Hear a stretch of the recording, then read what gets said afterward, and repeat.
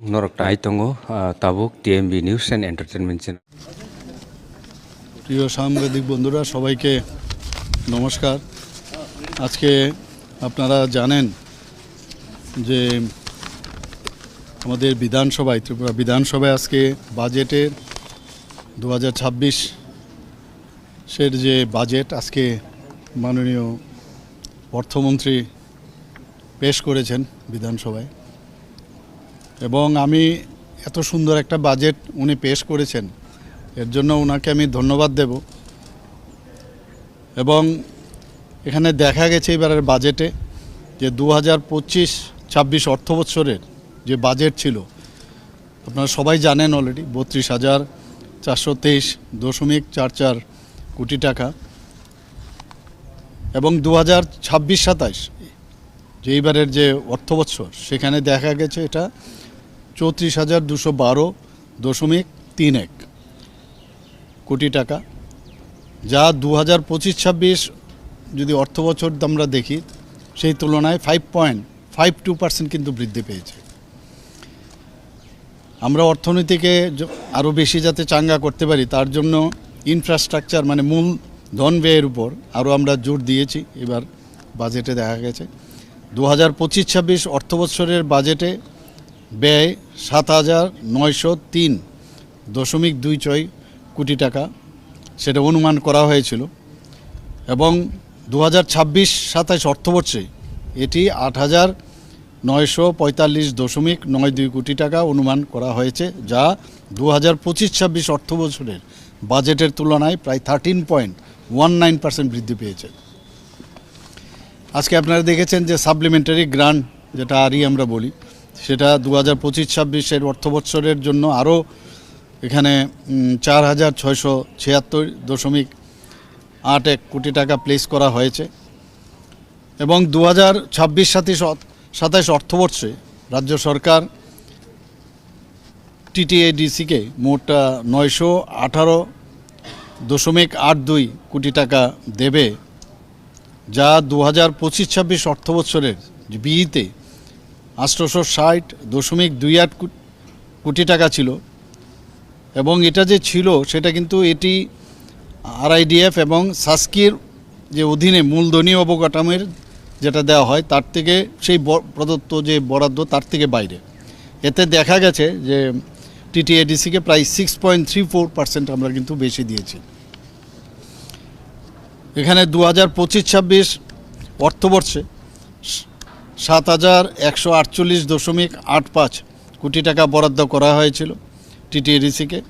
2026-27 অর্থবৎসরের বাজেটে টিটিএডিসির যে বরাদ্দ সহ টিএসপি যেটাকে আমরা সাবপ্ল্যান বলি, ট্রাইবাল ট্রাস্ট প্ল্যান, সেখানে মোট বিধান রাখা হয়েছিল 7,542.6 কোটি টাকা। তাতে করে দেখা যায় 5.50% বৃদ্ধি পেয়েছে। টিএসপির আওতাধীন তহবিলের বেশিরভাগ অংশ দেখা যায় টিটিএডিসির এলাকায় ব্যবহার করা হয়। এবারের বাজেটের সবচেয়ে বড় ইম্পর্টেন্ট যেটা সেটা হচ্ছে নতুন কর কিন্তু আরোপ করা হয়নি, এবং যদি আমরা জানি health is very important for us, তো হেলথ ডিপার্টমেন্টে স্বাস্থ্য খাতে প্রায় 2,441.50 কোটি টাকা বরাদ্দ করা হয়েছে, যা 2025-26 অর্থবৎসরের তুলনায় 25.29% বেশি। গ্রামীণ উন্নয়নে যদি আমরা দেখি সেখানে 9,094.57 কোটি টাকা বরাদ্দ করা হয়েছে, যা 2025-26 অর্থবৎসরের তুলনায় 117.50% বেশি। যদি আমরা এগ্রিকালচার বা সংশ্লিষ্ট খাতে আমরা দেখি সেখানে 1,985.61 কোটি টাকা বরাদ্দ করা হয়েছে, যা 2025-26 সালের তুলনায় 5.31% বেশি।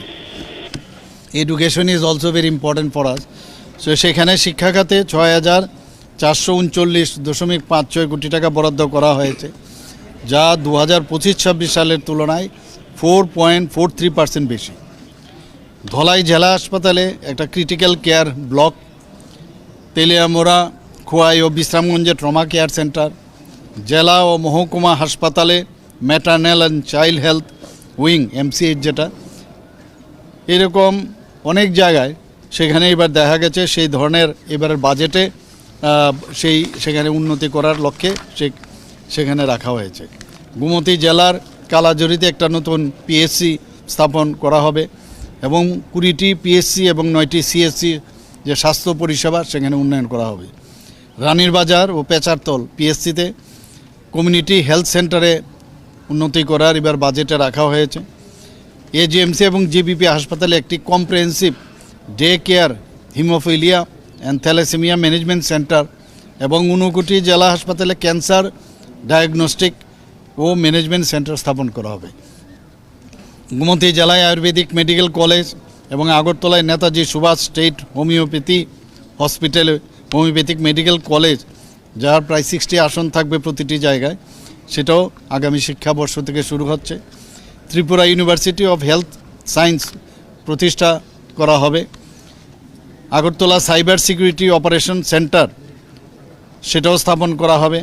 আগরতলা এআইসিটি প্রকল্পের মাধ্যমে অত্যাধুনিক আইটি পার্ক গড়ে তোলা হবে। মুখ্যমন্ত্রী আন্তর্জাতিক কর্মসংস্থান প্রকল্প সেটাও চালু করা হবে। এবারের বাজেটে আমরা শুনতে পেলাম মাননীয় আমাদের অর্থমন্ত্রী সেটাও বলেছেন, যার মাধ্যমে নার্সিং, আইটিআই, ডিপ্লোমা ও স্নাতক শিক্ষার্থীদের যাতে বিদেশে যাওয়ার কর্মসংস্থানের সুযোগ হয় সেই ব্যবস্থা রাখবেন। রামকৃষ্ণ মিশনের সহযোগিতা আগরতলা একটা ফরেন ল্যাঙ্গুয়েজ স্কুল স্থাপন করা হবে। এ বিষয়ে আমি আগেও কথা বলেছিলাম, কিন্তু এবার বাজেটে সেটা আমরা দেখতে পেলাম। তাছাড়া আপনারা সবাই জানেন যে অলরেডি ডিএ ঘোষণা হয়েছে। ডিএর জন্য সবাই বসে থাকে, তো সেই ডিএ আমরা 5% আরও বাড়ালাম। তো আগে আমাদের যে ডিএ ছিল তার থেকে আরও 3%।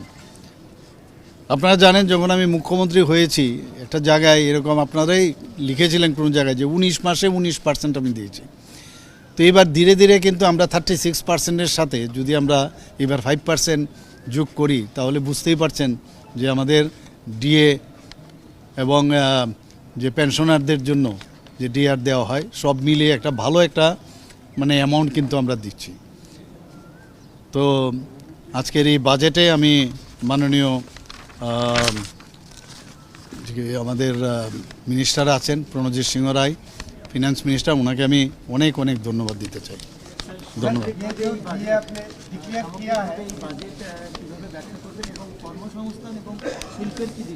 না, শিল্পের বিষয়ে এখানে উনি অলরেডি বলেছেন, নিশ্চয়ই আপনারা মাননীয় আমাদের ফিনান্স মিনিস্টার অলরেডি আপনাদের বলেছেন এবং বিস্তরভাবে আলোচনা রেখেছেন। এখানে আমরা তো শিল্পের জন্য আমরা চাইছি, এখানে শিল্প আসছে এখানে, এবং শিল্পের জন্য বাইরের থেকে প্রচুর মানুষ কিন্তু এখানে আসছে। এবং আমাদের যে রাবার, আমাদের যে আগর, আমাদের ব্যাম্বো এবং এখানের যে রিসোর্সগুলো আছে সেইগুলো সামনে রেখে আমরা মানুষকে বিভিন্ন আমাদের যে পলিসি আমরা রেখেছি, বিভিন্ন ইনসেনটিভস আমরা দিচ্ছি, যে কারণে প্রচুর মানুষ বাইরের থেকে কিন্তু এই শিল্প করার জন্য এখানে আসে। এবং এই বাজেটেও কিন্তু তার ঝলক কিন্তু আপনারা দেখেছেন। तो बोल दिया मैंने 1 अप्रैल से होगा ना, 1 अप्रैल से ये इफेक्ट होगा। ज़्यादा पैसा और देना तो बोल दिया मैंने कितना 5% तो दे दिया मैंने ऑलरेडी। टोटल अब तो जानते हो, मैंने ऑलरेडी बोल चुका हूँ मैं इसमें कितना हम लोग दे रहे हैं। तो टोटल 1 अप्रैल 2026 থেকে এটা ये स्टार्ट होगा ये, और इससे 1,02,563 रेगुलर जो हमारा कर्मचारी है इनको फ़ायदा होगा, और पेंशनर जो है 81,019 पेंशनर्स को फ़ायदा होगा, और फैमिली पेंशनर्स इन लोगों को फ़ायदा होगा।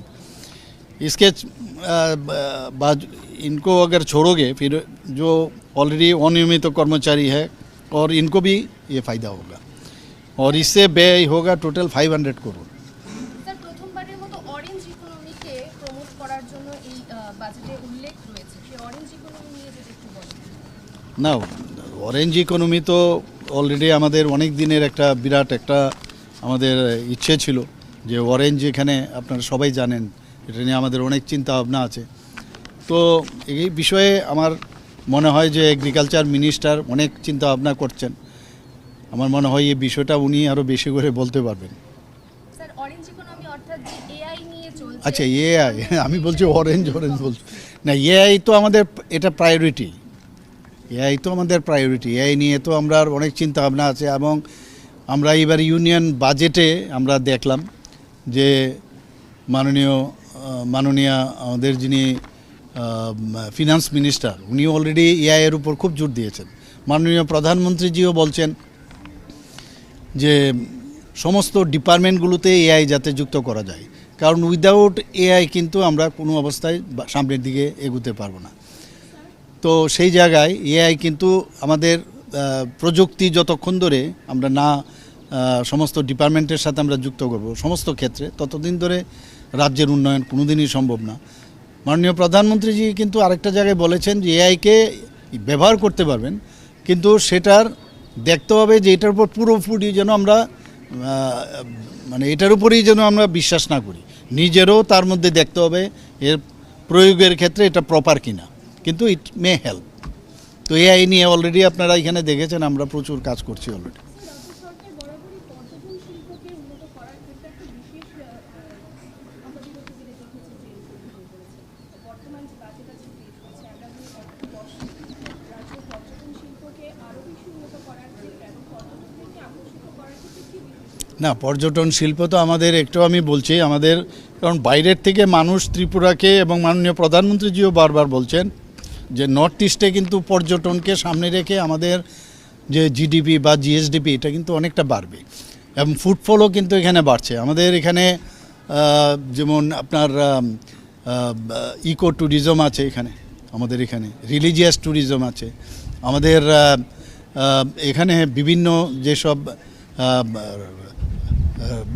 রাজাদের আমলের যে বিশিষ্ট যেসব জিনিসগুলো আছে এখানে, সেইগুলোকে দেখার জন্য মানুষ আসে বাইরের থেকে।